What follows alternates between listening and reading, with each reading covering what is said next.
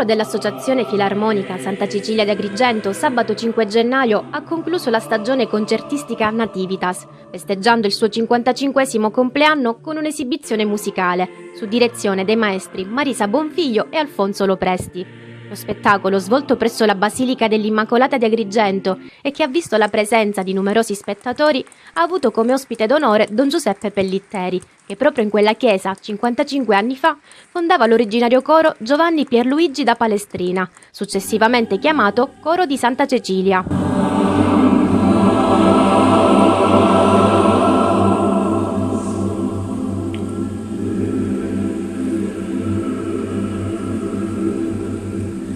Effettivamente questo coro l'ho fondato io, allora dopo l'anno 1960, io ho iniziato inizialmente con dei ragazzini, poi a poco magari il coro si è ingrandito e hanno partecipato anche, inizialmente il coro era un coro composto da maschi soltanto, poi in seguito abbiamo introdotto anche le donne, le ragazze, e quindi è andato sempre avanti un po'.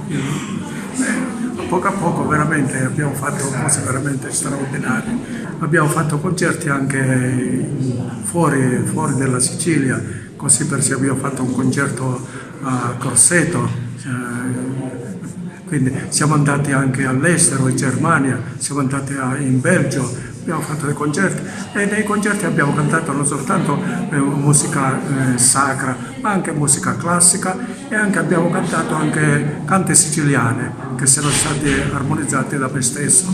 Quindi io suonavo la fisarmonica e quindi si cantava tutti insieme. Lei ormai da 25 anni è il maestro e il direttore di questo bellissimo coro. Come vivete questa esperienza?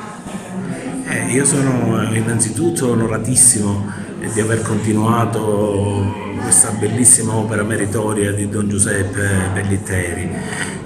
Il gruppo è un gruppo ben amalgamato, dove condividiamo prima di tutto dei valori importanti, che sono quelli dell'amicizia, della concordia, della condivisione, e poi si fa un bel lavoro musicale fatto di studio, di prove e di belle esecuzioni come quella di stasera.